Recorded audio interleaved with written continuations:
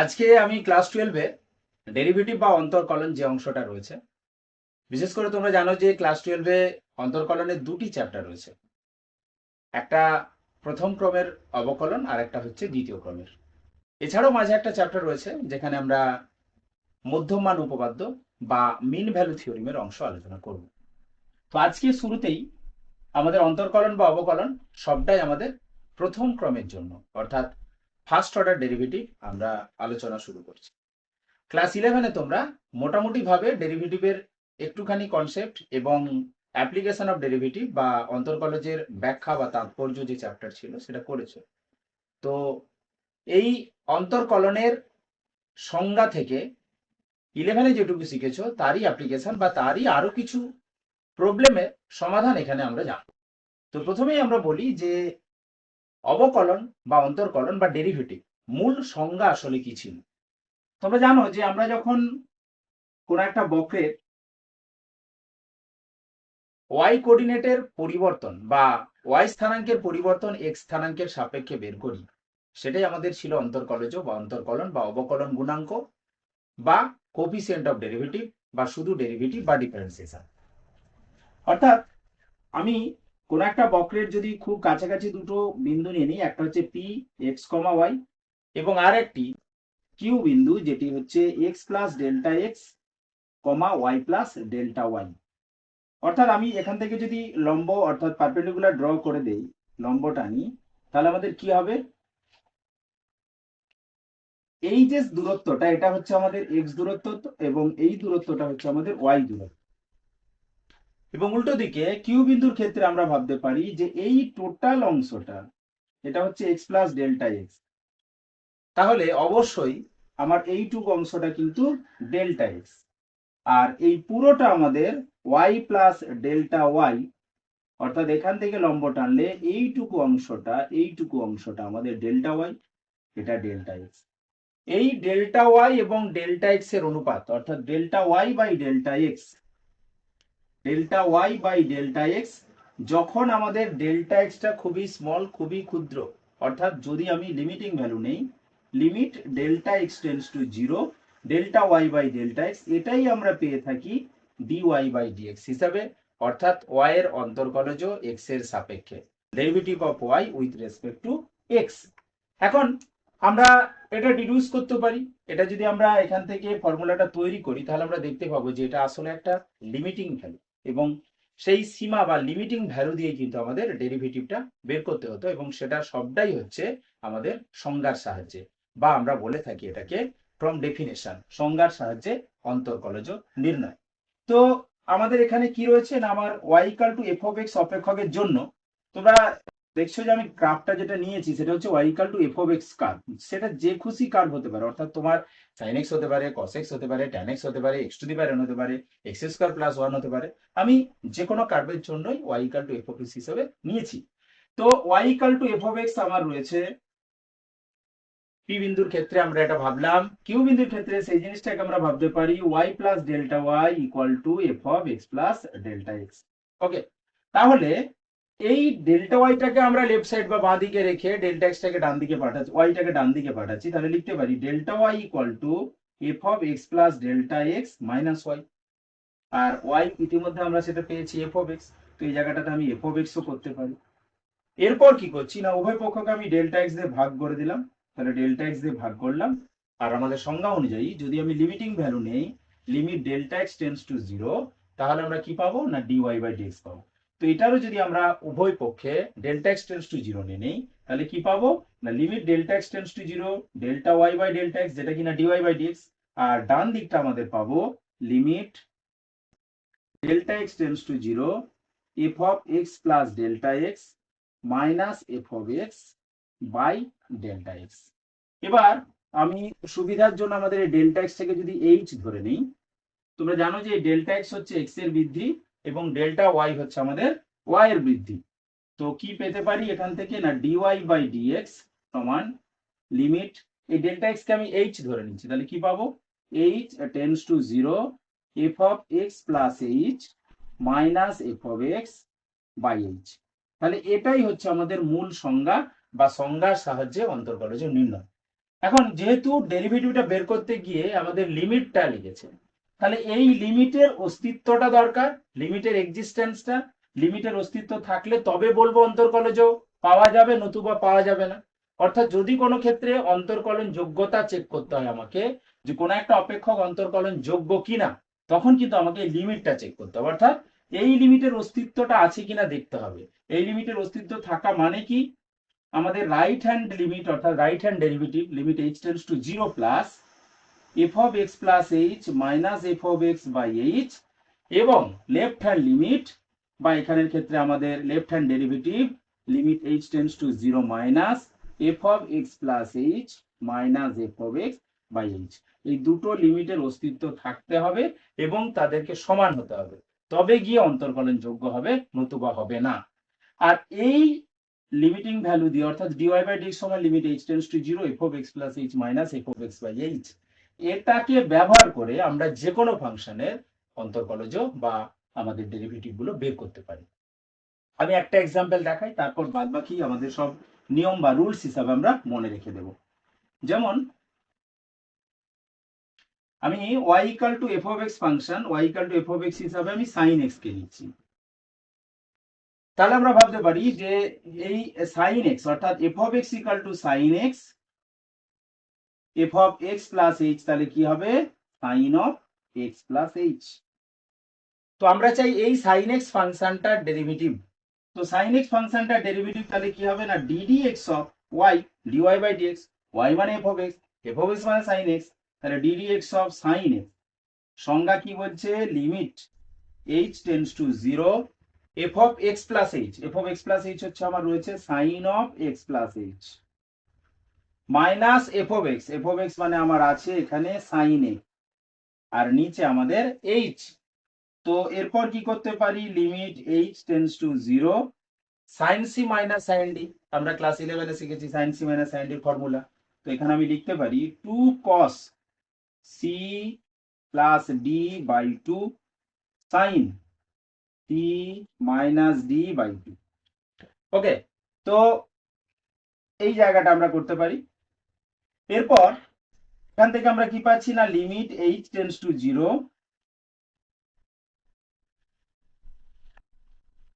এখান থেকে আমি পেয়ে যাচ্ছি limit h tends to 0 2 into এখানে 2x প্লাস h বাই 2 আছে, তাহলে এটাকে আমি লিখতে পারি cos of x h by 2 sin of h by 2 divided by h। তো আমি সুবিধার জন্য এই দুইটাকে এখানে নিয়ে নিলাম। তাহলে এখন তোমরা লিমিটে জানো যে sin h by 2 by h by 2 এই অংশটা আমাদের 1 হয়ে যাবে, এবং এখানে cos of x plus h by 2 আছে, এখানে h এর জায়গায় 0 বসে যাবে, তাহলে কি হবে cos অফ x আর ওটা 1, অর্থাৎ sin x এর ডেরিভেটিভ হিসেবে আমরা পেয়ে যাচ্ছি cos x। তো আমরা sin x এর ডেরিভেটিভ হিসেবে পেলাম cos x। তো এইভাবে আমরা বিভিন্ন অপেক্ষকের ডেরিভেটিভ গুলো জানি ক্লাস 11 থেকে, সেটাই আমাদের প্রথম ক্রমের অন্তর্কলজে রয়েছে। যেমন আমরা এটা জানি যে ddx of x to the power n, এটা হয় n into x to the power n minus 1, ddx of sin x সেটা হচ্ছে আমাদের cos x, ddx of cos x সেটা হয় আমাদের minus sin x, ddx of log x সেটা হয় আমাদের 1 by x, ddx of e to the power x সেটা হয় e to the power x। এইভাবে আমরা আরো অনেক রেজাল্ট আছে জানি। এছাড়াও দুটো অপেক্ষকের ক্ষেত্রে গুণফলের ডেরিভেটিভ এবং ভাগফলের ডেরিভেটিভের যে ফর্মুলাগুলো সেটাও আমরা ব্যবহার করতে জানি বা ক্লাস 11ও ব্যবহার করেছি। সেখানে কি ছিল না দুটো অপেক্ষক, তো দুটো অপেক্ষকের গুণফলে যদি ডেরিভেটিভ করি, ইউ একটা ফাংশন x এর, ভি আর একটা ফাংশন x এর, তাদের আমি যদি x এর সাপেক্ষে ডেরিভেটিভ করতে চাই, তাহলে কি হয় না আমাদের প্রথম ফাংশনটাকে রেখে দিলাম, ইউ কে রাখলাম, ভি এর ডেরিভেটিভ করলাম x এর সাপেক্ষে, প্লাস ভি কে রাখলাম, ইউ ডেরিভেটিভ করলাম x এর সাপেক্ষে। এটা হচ্ছে গুণফলের জন্য ডেরিভেটিভ। এছাড়াও ভাগফলের জন্য ডেরিভেটিভ তোমরা জানো ইউ বাই ভি, সেটা কি হয় না নিচের যে ফাংশন রয়েছে সেটা ইন্টু উপরের ফাংশনের ডেরিভেটিভ মাইনাস উপরের ফাংশন ইন্টু নিচের ফাংশনের ডেরিভেটিভ বাই নিচেরটা স্কোয়ার। তো এইভাবে আমরা গুণফল এবং ভাগফল ফাংশনের ডেরিভেটিভ আমরা করতে পারি খুব সহজেই। এখন যে অংশটা আলোচনা করব সেটা হচ্ছে আমাদের চেন রুল বা শৃঙ্খল নিয়ম এই ডেরিভেটিভের ক্ষেত্রে। সেটা কি?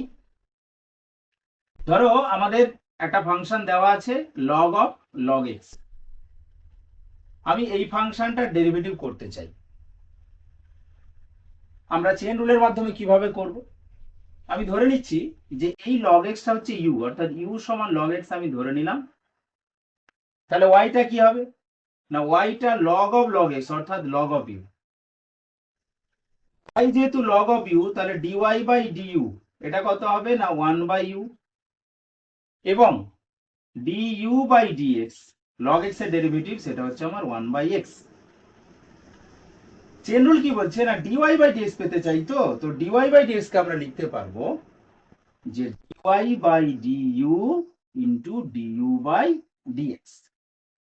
তাহলে এই ডিওয়াই বাই ডিইউ আমরা অলরেডি বের করে গেছি 1/u, ডিইউ বাই ডিএক্স রয়েছে 1/x। আমার তো দরকার পুরো রেজাল্টটা এক্স এ, তাই আমরা ইউ রাখছি না, ইউর জায়গায় বসিয়ে দিচ্ছি লগ এক্স। তাহলে 1/x লগ এক্স, আমরা কি পেলাম? y equal to log of log X এর ডেরিভেটিভ পেলাম 1/x ইন্টু লগ এক্স। এটাকে আরো সহজভাবে তোমরা ভাবতে পারো, এই আমার ফাংশনটা y equal to log of log x আছে, তাহলে dy বাই dx, মনে মনে ভাবো লগ ফাংশনের ডেরিভেটিভ করছো অর্থাৎ লগ অফ এক্স এর ডেরিভেটিভ করছো, তাহলে লগ অফ এক্স এর ডেরিভেটিভ কত হবে? 1/log x ইন্টু এই লগ এক্স এর ডেরিভেটিভ আবার করতে হবে, তো সেই লগ এক্স এর ডেরিভেটিভ কত হচ্ছে? না 1/x। এটা একটা সহজভাবে তোমরা মনে রাখতে পারো যে আমি কোনো একটা বাড়ির আলমারির মধ্যে থাকা কোনো জিনিসকে নিতে চাই, অর্থাৎ এই যে ফাংশন গুলো রয়েছে log of log of log of log of cos x sine x cos x এরকম হতে পারে। তো তাহলে কি করব? প্রথমে আমি বাড়ির গেটের সামনে যাব, বাড়ির গেট থেকে গেটের ভিতরে ঢুকে আমি এবারে পার্টিকুলার সেই রুমটাতে যাব, সেই রুমের দরজা খোলার পর সেই রুমে আলমারির কাছে যাব, আলমারি খোলার পর আলমারির ভেতরের যে অংশটা রয়েছে যেখানে জিনিসটা আছে সেটাতে যাব, তারপর কিন্তু আমরা জিনিসের কাছে পৌঁছবো। তো এখানেও সেরকম, যে মূল যে ফাংশন আছে তার ডেরিভেটিভ কি হয় ভেবে নাও, তারপর ভেতরে কি ছিল তার ডেরিভেটিভ করো, তার ভেতরে কি ছিল তার ডেরিভেটিভ করো, এইভাবে কিন্তু সরাসরি তোমরা ডেরিভেটিভটা করে নিতে পারো চেন রুলের মধ্যে। যেমন খুবই সহজ একটা ব্যাপার, যে সাইন অফ 2x, আমরা তো সাইন এক্স এর ডেরিভেটিভ জানি, তো সাইন 2x এর ডেরিভেটিভ কি হবে? না dy by dx sign 2x সমান, সাইন 2x এর ডেরিভেটিভ হচ্ছে, আমরা মনে মনে ভাববো সাইনের ডেরিভেটিভ, তাহলে cos, তাহলে cos 2x করে দিলাম। কিন্তু cos x sin x তো নেই, আছে sin 2x, তাহলে 2x এরও ডেরিভেটিভটা আমাদের গুণ হবে, তাহলে 2x এর ডেরিভেটিভ গুণ হবে না 2x এর ডেরিভেটিভ 2, তাহলে আমরা পেয়ে গেলাম 2 ইন্টু cos অফ 2x। তো এইভাবে কিন্তু আমরা করতে পারি। তো আমি আর একটা ডেরিভেটিভ তোমাদের দেখাচ্ছি, খুবই ইন্টারেস্টিং একটা প্রথম ক্রমের অন্তর্কলজ। এই ধরনের যদি ফাংশন থাকে তখন তোমরা কিভাবে ডেরিভেটিভ করবে? ধরো x to the power x এর ডেরিভেটিভ আমরা পেতে চাই, কি cos x এর whole to the power sin x, কি tan x এর whole to the power x, এই ধরনের যদি পাওয়ার আকারে থাকে তাহলে তোমরা ডেরিভেটিভটা কি করে পাবে? তো তার জন্য বলি পাওয়ার আকারে থাকলে আমরা তাকে একটা ফাংশন আলাদা করে ধরে নেবো, যে y ধরে নিলাম, যেমন y equal to x to the power x। তাহলে কি হবে? log y সমান কি পাবো? না log y আমরা লিখতে পারবো, এদিকটা ডান দিকটা তো log পাবো, অর্থাৎ log of x to the power x, log of x to the power x। এই যে পাওয়ারটা রয়েছে সেটাকে আমরা সহগ বা সামনে নিয়ে আসতে পারি, ঠিক আছে? তো সামনে যদি নিয়ে আসি কি হবে? x log of x, তাহলে আমরা কি পেলাম? log y সমান এটা পেলাম। এবার আমি ডেরিভেটিভ করবো x এর সাপেক্ষে, তাহলে ddx of log y সমান ddx of x log x। ওকে, দেখো log y এর ডেরিভেটিভ করতে চাই, কিন্তু কার সাপেক্ষে? x এর সাপেক্ষে। এটা কার ফাংশন? log y মানে y এর ফাংশন। তো এই ধরনের ডেরিভেটিভ গুলো আমরা এইভাবে করব, যে y এর ফাংশনকে y এর সাপেক্ষে, তাহলে dy of log y into dy by dx, সেই চেন রুল মনে মনে ভাবো। তাহলে আমাদের বাম দিকটা log y ডেরিভেটিভ কি হলো? log y log y ডেরিভেটিভটা করলাম y এর সাপেক্ষে, আর dy বাই dx থাকলো। আর এখানে আমাদের গুণফলের derivative x into log x এর ক্ষেত্রে গুণফলের ডেরিভেটিভ, তো x কে রাখলাম, log x এর ডেরিভেটিভ 1/x প্লাস x এর ডেরিভেটিভ 1 log x কে রেখে দিলাম। তাহলে আমরা কি পেলাম আলটিমেটলি? তাহলে log y এর ডেরিভেটিভ y এর সাপেক্ষে 1/y, R dy by dx আগে থেকে ছিল, তাহলে dy by dx equal to, ওপাশে কি পাচ্ছি? না 1 প্লাস log x, তাহলে dy বাই dx সমান y into 1 plus log x। এইভাবে পেলাম। এখন আমাদের তো ওয়াই আমরা ধরে নিয়েছিলাম X to the power X কে, তাই আমি বসিয়ে দিচ্ছি D Y by D X সমান X to the power X into one plus log X. তো এইভাবে আমরা করতে পারি। তো চেন রুলের প্রয়োগ অনেক প্রবলেম আছে, আমি আরেকটা প্রবলেম দেখাচ্ছি, তারপর তোমরা নিজেরা সমস্ত প্রবলেমগুলো আশা করি করতে পারবে। যেমন একটা রয়েছে এরকম যে এক্স সমান এটি স্কোয়ার, ওয়াই সমান 280। তো এখানে আমাদের এক্স হচ্ছে টি এর অপেক্ষক, এ বি হচ্ছে এ হচ্ছে ধ্রুবক, তাহলে এক্স হচ্ছে টি এর অপেক্ষক, ওয়াই ও টি এর অপেক্ষক। তাহলে আমি ডিএক্স বাই ডিটি যদি এখান থেকে ক্যালকুলেশন করি, তাহলে ডিএক্স বাই ডিটি কত হবে, এ তো ধ্রুবক থেকে গেল, টি স্কোয়ারের ডেরিভেটিভ, টি স্কোয়ারের ডেরিভেটিভ হচ্ছে 2t, আর ডিওয়াই বাই ডিটি যদি ক্যালকুলেশন করি সেটা হচ্ছে 2a, কারণ টি এর ডেরিভেটিভ 1। আর তোমরা এটা জানো যে কোনো ধ্রুবক পদ যদি আলাদা করে থাকে, যোগ আকারে থাকতো, বা কোনো ধ্রুবক পদের ডেরিভেটিভ কিন্তু 0 হয়, সেটা তোমরা জানো, অর্থাৎ ddx of c equal to 0। কিন্তু ddx অফ যদি cx থাকে, তাহলে cটা বাইরে চলে আসে, আমাদের x এর ডেরিভেটিভটা হয়। তো সেভাবেই আমরা করেছি। তো এখানে dx বাই dt পেয়েছি, dy বাই dt পেয়েছি, আমাদের দরকার কোনটা, আমাদের দরকার dy বাই dx। তো dy বাই dx কে লিখতে পারি এটা dy by dt by dx by dt। Actually এটাও চেন রুল, আমরা ভাবতে পারি যে dy by dt into dt by dx। তো dy বাই dt এর মানটা আমার রয়েছে 2a, dx বাই dt এর মানটা রয়েছে 2at, তো আমরা পেয়ে গেলাম 1/2। তাহলে dy বাই dx এর মানটা আমরা পেলাম 1/2। তো এইভাবে প্রথম ক্রমের অন্তর কলেজের অঙ্কগুলো করার ক্ষেত্রে আমরা থিওরিটিক্যাল পার্টটা আলোচনা করলাম। নেক্সট পার্টে আমরা অবশ্যই এর সৌরেন্দ্রনাথ দের বই ধরে যে সমস্ত অঙ্কগুলো রয়েছে সেগুলো আমরা ধাপে ধাপে করে দেবো। ওকে, থ্যাংকস ফর ওয়াচিং।